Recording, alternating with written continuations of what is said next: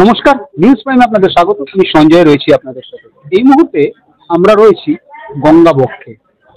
উদ্দেশ্য একটা আছে, উদ্দেশ্য হচ্ছে সিগওয়েব আয়োজিত পরিবেশ বান্ধব শারদ সম্মান 2024 পুরস্কার ঘোষণা। অর্থাৎ এই বছর দুর্গাপুজোয় যারা পরিবেশ বান্ধব পুজো করবে তাদেরকে সম্মাননা প্রদান, সেই অনুষ্ঠান এখানে। সেই মূল বিষয়টাতে আমরা আসতে চাইছি যে পুজো এবছর এমন একটা পরিস্থিতিতে হচ্ছে যখন একদিকে বন্যা, যখন একদিকে এক দুর্বিষহ ঘটনার পরিপ্রেক্ষিতে রাজ্য, দেশ, শহর সব উত্তাল। ঠিক সেই মুহূর্তে, সেই সময় আজ যে মুহূর্ত সেটা হচ্ছে দুয়ারে করা নাড়ছে দুর্গাপুজো। আগামীকাল রাত পোহালেই মহালয়া। সঙ্গে এমন একজন মানুষকে পেয়েছি যিনি অল বেঙ্গল মেন্স ফোরাম অ্যাসোসিয়েশনের কর্ণধার, পুরুষাধিকার কর্মী নন্দিনী ভট্টাচার্য। কথা বলে নেবো তার সাথে। নন্দিনী, প্রথমত নিউজ প্রাইমে তোমার স্বাগত। ধন্যবাদ। দুয়ারে দুর্গাপুজো, রাত পোহালেই মহালয়া। এবছর এমন একটা আবহে দুর্গাপুজো হচ্ছে যখন শহর, রাজ্য, দেশ, বিদেশ উত্তাল এক দুর্বিষহ পরিস্থিতি নিয়ে, ঘটনা নিয়ে।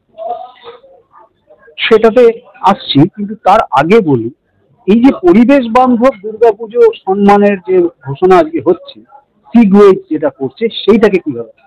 না, ওনাদের সঙ্গে তো গত বছরও যুক্ত ছিলাম, এবছরও আছি।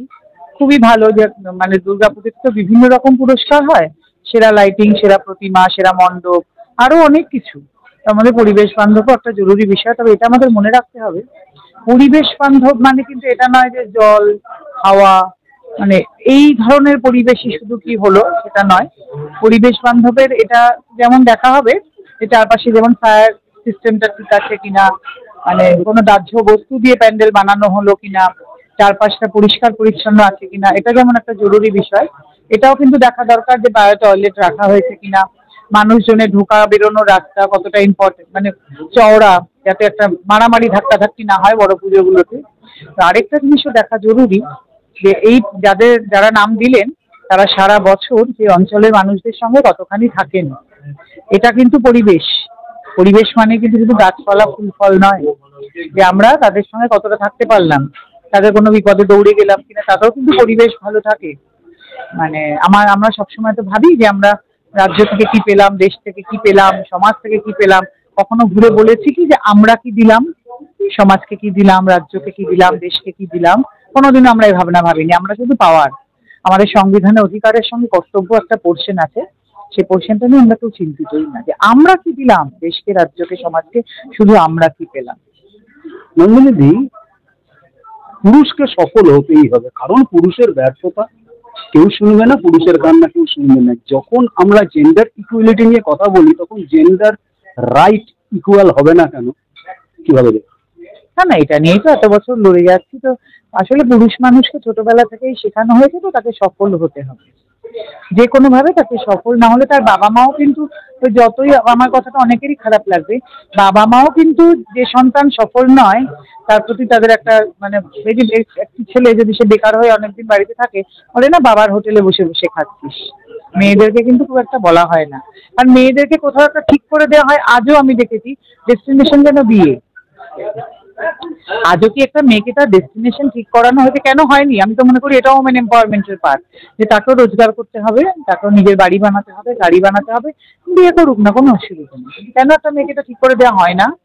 তোমার লক্ষ্য কিন্তু জীবনে দাঁড়ানো, ফ্যামিলিকে দেখা, বিয়ে থা হলেও শ্বশুর বাড়ির সবাইকে দেখা, বরের পাশে দাঁড়ানো, এই লক্ষ্য কেন মেয়েদের জন্য ঠিক করা হয়নি? কেন এটাকে ওমেন এম্পাওয়ারমেন্টের পার্ট বলে ধরা হয় না? ওমেন এম্পাওয়ারমেন্টের পার্ট কিন্তু শুধু এটা নয় যে মাই লাইফ মাই চয়েস, আমি কি জামা কাপড় পরবো, আমি কোথায় যাব, আমি কিভাবে জীবনে চলবো সেটা কেউ দেখবে না। না না না, এটা তারা ভাবতেই পারেন, কিন্তু তার সঙ্গে এটাও কিন্তু একটা মেয়েকে শেখানো যে তোমাকেও নিজের পায়ে দাঁড়াতে হবে, তোমার নিজের বাড়ি হবে, নিজের গাড়ি হবে, তুমি ফ্যামিলিকে দেখবে, তুমিও তোমার হাজবেন্ডের সঙ্গে কি বাবার পাশে কি ভাইয়ের পাশে দাঁড়াবে। এটা কেন ওমেন এম্পাওয়ারমেন্টের বার্তা হয়? আমরা বলতে পারেন আপনারা কেউ আমাকে?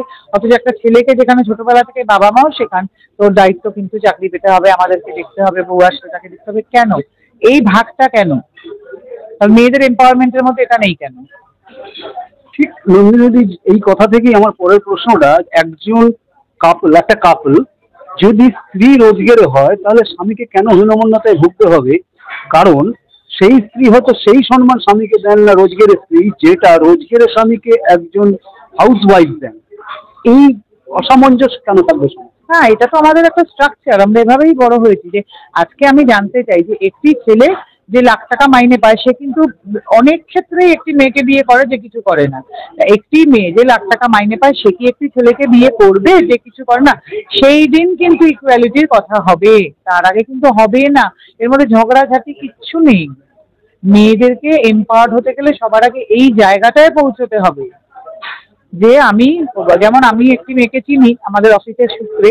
মেয়েটি অনেকগুলো অফিসে চা বানায়, ছোটখাটো কাজ করে আমাদের অফিসে, সে চায়ের সূত্রেই আসতো। এত ভালো লেগেছিল মেয়েটিকে আমার।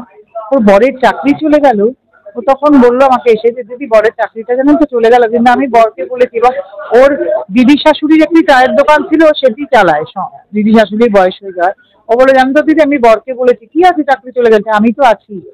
এই কনসেপ্টটা মেয়েরা যতদিন না করে, একটি মেয়ে এমন কিছু বিরাট লেখাপড়া জানে না, বিভিন্ন অফিসে ছোটখাটো চা দেয়, পিয়নের কাজ ধরনের করে, সেই মেয়েটার মধ্যে চেতনাটা দেখে আমি অত্যন্ত খুশি হয়েছিলাম, আমার খুব ভালো লেগেছিল। সবারই ধারণা আমি নাকি নারী বিদ্বেষী, আমি মেয়ে না, আমি সঠিক অর্থেই মেয়েদের দেখলে আজও ভীষণ খুশি হই। বললো দিদি এমন তো আমি বরকে বলেছি, তুমি চিন্তা করো না, কিছু একটা ব্যবস্থা হয়ে যাবে, আর যতদিন না হচ্ছে আমি তো আছি। এই চেতনা, এই বোধ কজন নারীর আছে বলতে পারেন আমাকে? স্বামীকে এই কথা বলা যায়, বা শ্বশুরমশাইকেও বলেছে কিছু ভেবো না, আমি তো আছি। অর্থাৎ যতই আমরা নারী স্বাধীনতা, নারী শক্তি বিকাশ নিয়ে আলোচনা করি, অনুষ্ঠান করি, সঠিক চেতনা উন্মেষের কাজ আমরা কেউ করি না। সেই কারণেই এখনো সঠিক অর্থে ওমেন এম্পাওয়ারমেন্ট হচ্ছে না। এটাই এবার ওমেন এম্পাওয়ারমেন্ট বলতে কি আমরা ধরেছি কি বলুন তো? My life my choice, my dress my choice. আমার জীবন আমি কিভাবে কাটাবো, আমি যেখানে খুশি যাবো, আমায় কেউ কিছু বলতে পারবে না, আমি যেমন নিশ্চয়ই সেটা তো হতেই পারে, কোনো অসুবিধা নেই। কিন্তু সত্যি বলুন তো, একজন পুরুষ কি সঠিক অর্থে বলতে পারেন পৃথিবী জুড়ে মাই লাইফ মাই চয়েস, আমি যেখানে খুশি যেখানে যাব? No means no. আমার জীবনেও পুরুষরা বলতে পারেন? আপনারা আমার সঙ্গে তর্ক করবেন বইকি, কিন্তু সত্যি পুরুষের বলার অধিকার আছে মাই লাইফ মাই। একজন পুরুষ তার বিয়ের পরে তার যদি ইচ্ছে হয় তার বাবা মা তার সঙ্গে থাকবেন, তার স্ত্রীর যদি ইচ্ছে না থাকে, কজন পুরুষ রাখতে পেরেছেন আমাকে বলবেন আপনারা? এই ইন্টারভিউ শুনে নিচে আপনারা লিখে দেবেন যে কজন পুরুষ যারা ইচ্ছে ছিল বাবা মার সঙ্গে থাকবেন, বা বাবা মা তার ফ্ল্যাটে এসে থাকবেন, তার স্ত্রী একদম চান না, কজন পুরুষ রাখতে পেরেছেন এভাবে বাবা মাকে? আমায় লিখে দেবেন। কজন পুরুষ বিয়ের পরেও বন্ধু বান্ধবের সঙ্গে সমানভাবে সম্পর্ক রাখতে পারছেন, আত্মীয় স্বজনের সঙ্গে সমানভাবে সম্পর্ক রাখতে পারছেন, তার স্ত্রীর চান না, অথচ স্ত্রীকে ওভারকাম করে গিয়ে স্বাধীনভাবে। আমাকে একটু লিখে পাঠাবেন আপনারা, আমায় গালাগাল না করে প্লিজ, আমি জানতে চাই। পুরুষরাও লিখবেন, মহিলারাও লিখবেন, আমায় তো গালাগাল করেন, একটু লিখবেন তো আমাকে। নিউজিল্যান্ডের দর্শকদের উদ্দেশ্যে যদি কোনো বার্তা দিতে চান? বার্তা এটাই, এমনিতে তো পুজো আসছে, এবারের আবহাওয়া তো খুব ভালো নয়, সবাই নিশ্চয়ই বিচার চাই। তবে এটাও বলবো জানেন, আমরা যেহেতু আইনি প্রক্রিয়ার মধ্যে সবসময় থাকি, বিচারের প্রক্রিয়া কিন্তু দীর্ঘ। এখন তো যেটা চলছে যে information collection under the supervision of supreme court, supreme কোর্টেরা সুমোটো নিয়েছেন, তো এরপরে চার্জশিট হবে, তারপরে ট্রায়াল চলবে, বিচার কিন্তু আসতে একটু দেরি হবে। আপনারা তো ধৈর্য হারাবেন না, আমরা রেগুলার এ ধরনের প্রসেসের মধ্যে দিয়ে যাই বলে আমরা জানি বিচার কিন্তু সময় লাগবে। তবে নিশ্চয়ই সবাই চাই যে বিচারটা আসুক, বিচার হোক, যাতে ভবিষ্যতে আর কখনো এরকম কর্মক্ষেত্রে সব পুরুষ সব নারী যাতে নিরাপত্তা পান, সমস্ত রকম কর্মক্ষেত্রে, এবং সংগঠিতভাবে প্রমাণও লোপাট না করা হয়। না, চাই যে সমস্ত নারী সমস্ত কর্মক্ষেত্রে নিরাপত্তা পান, সমস্ত পুরুষও তাই। গত বছর শিক্ষাক্ষেত্রেও একই জিনিস ঘটে গেছে, একজন পুরুষ চলে গেছেন, কাজে শিক্ষাক্ষেত্রে কর্মক্ষেত্রে ইভেন বাড়িতে বাড়িতে সমস্ত নারী পুরুষ নিরাপত্তা পান, এটাই কাম্য। সবকিছুর বিচার হোক, সব ভালো হোক, সব আলো হোক। নিশ্চয়ই পুজো যে যেমন ভাবেই কাটাচ্ছেন, এবার তো পুজোটা সেরকম একটা খুব আনন্দদায়ক নয়, কাটুক, কারণ এই পুজো আবার অনেকের তো রুজি রোজগারও, তাদের কথা ভেবেও আমাদের চলতে হবে। আর চাইবো সবকিছু ভালো হোক, বললাম যে। অর্থাৎ যেমনটা নন্দিনীদি জানাচ্ছেন যে যতই পরিবেশ বান্ধব পুরস্কার ঘোষণাই হোক না কেন, সারা বছর মানবিক পরিবেশ, যেটা সমাজের মানবিক দিক, ইম্পর্টেন্ট সঞ্জয়টা, যে এই যে পুজো পরিবেশ বান্ধবের মধ্যে না, যে কতগুলো জিনিস মাথায় রাখতে হবে, যে পরবর্তী প্রজন্মকে পুজোর মধ্যে ইনভলভ করতে চেষ্টা করবেন, নয়তো পুজো কিন্তু আস্তে আস্তে বন্ধ হয়ে যাবে। কারণ যারা বড় হচ্ছেন এবং বুড়ো হচ্ছেন তারা যদি এই পুজো নিয়ে মাতামাতি করেন, কিন্তু পরবর্তী প্রজন্ম যদি ইনভলভ না হয়, আস্তে আস্তে তো পুজো কমতে থাকবে না। আমাদের চেষ্টা করা উচিত পুজো যাতে বাড়ে, তবেই কিন্তু বাঙালির এই ঐতিহ্য বজায় থাকবে। নয়তো ওদের যদি কোনো ইন্টারেস্ট না থাকে, আমরা এসব কতদিন টানতে পারবো বলুন না? খুব বাস্তব একটা কথা বলছেন। প্রথম বলছেন যে যতই পরিবেশ বান্ধব পুরস্কার ঘোষণা হোক না কেন, মানবিক পরিবেশ যদি সারা বছর আমরা সমাজের মধ্যে না রাখতে পারি, তাহলে এই পরিবেশ বান্ধব পুজো ঘোষণা করে পরিবেশ সঠিক করা যাবে না। এক, দ্বিতীয়ত যদি পরবর্তী প্রজন্ম এই পুজোতে না আসে, তাহলে কিন্তু এই যে আমাদের ইনট্যাঞ্জিবল কালচারাল হেরিটেজ দুর্গাপুজো আজ বিশ্বজনীন হয়েছে, সেটা হয়তো অদূর ভবিষ্যতে নাও থাকতে পারে। কারণ বর্তমান প্রজন্ম কিন্তু বড্ড ক্যারিয়ার ওরিয়েন্টেড, তারা সামাজিক কাজ থেকে হয়তো একটু বিমুখ। মানতে অসুবিধা হলো, এটাই বাস্তব। এবং যেটা একটা মেসেজ নন্দিনীদি দিচ্ছেন, সেটা হচ্ছে সবচেয়ে প্রথমে আমাদের জেন্ডার ইকুয়ালিটি নিয়ে তখনই কথা বলবো যদি জেন্ডার রাইট সঠিকভাবে আমরা ইমপ্লিমেন্ট করার চেতনায় থাকতে পারি। কারণ যেমন এবছর অভয়া নিয়ে উত্তাল হয়েছে, গত বছরও কিন্তু শিক্ষাক্ষেত্রে একটি ছেলের পুরুষের প্রাণ চলে গেছে।